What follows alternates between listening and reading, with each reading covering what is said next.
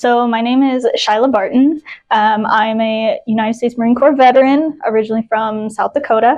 I was stationed in San Diego at Marine Corps Air Station Miramar, fun fact, where they shot the first Top Gun movie. So I worked right next to that flight line, which is pretty cool. So unfortunately, I didn't deploy. I did just under 2 years before I unfortunately was medically separated. I basically broke the lower half of my body.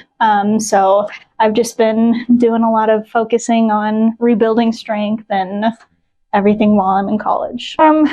Thankfully, it wasn't as hard as I was expecting. I was very much so underprepared for life back in the real world, I suppose, where I didn't have a set schedule. I didn't have people who were constantly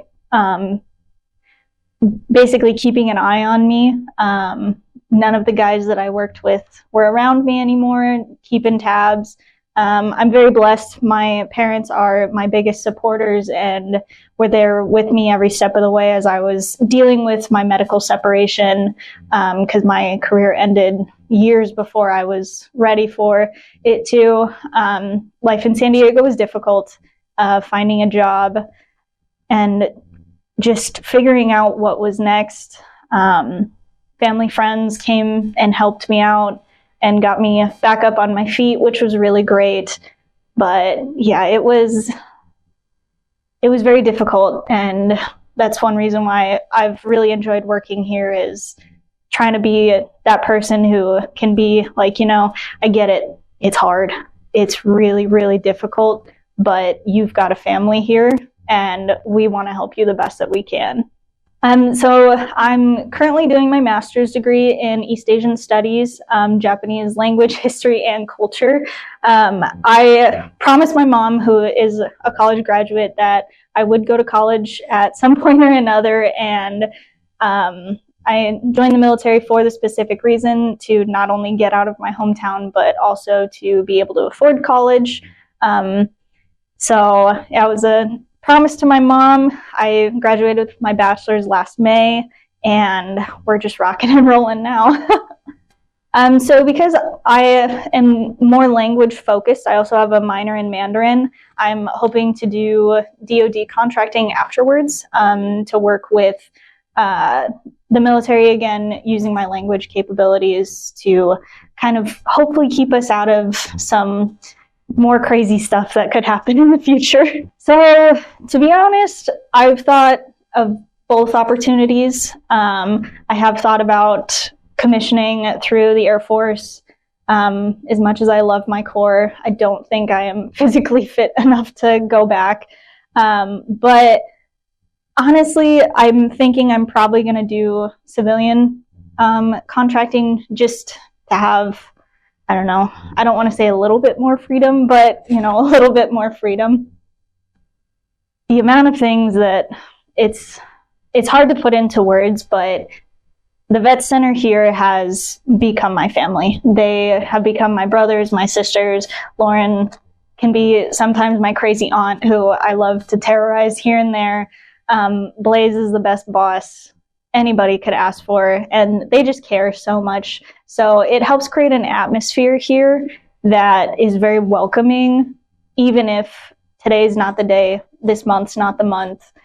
It's no matter what you're dealing with in your personal life, when you come up here, you have friends who you can talk to, who you can unload on and say, hey, this is what's going on. I just need somebody to listen to me. And that's been the biggest thing that has helped me, is just having friends that I can come up here in between classes and just say, hey, this is what's going on. Can somebody just give me a hug? Or, I don't know, give me a slap on the back or something. We help with college classes, of course, but I think for most of us, it's a sense of community, because in the military, we have our families, we have that close-knit group of people that we worked with for however long. And when you lose that, it's really hard to stay on your feet.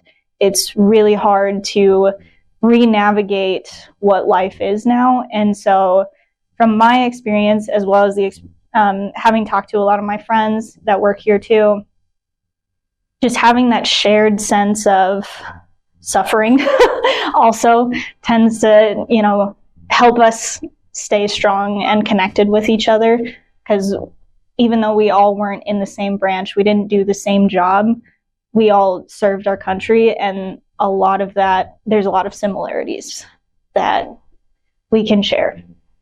Unfortunately, it's not as straightforward as I would hope it would be, because it comes down to you have to connect.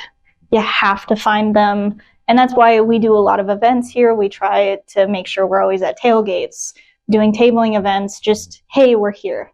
You don't have to come see us. You don't ever have to stop in, but we're here to help you. Either if it's, do you need academic support? Do you need printing? Do you need coffee? Or are you having issues with your benefits? We can help you. We might not have all of the answers, but we can get you to somebody who does. And so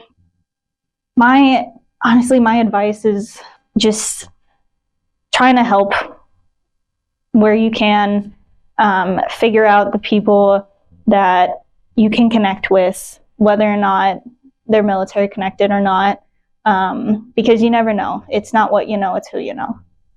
Currently, I'm obsessed with Sleep Token. It is my favorite band. It's a little bit more of kind of heavy rock, heavy metal, but I listen to a lot of Japanese music. I listen to a lot of Chinese music just to keep up with my fluency. I mean, we listen to just about everything up here, so I'm not too picky, but Sleep Token would be my favorite.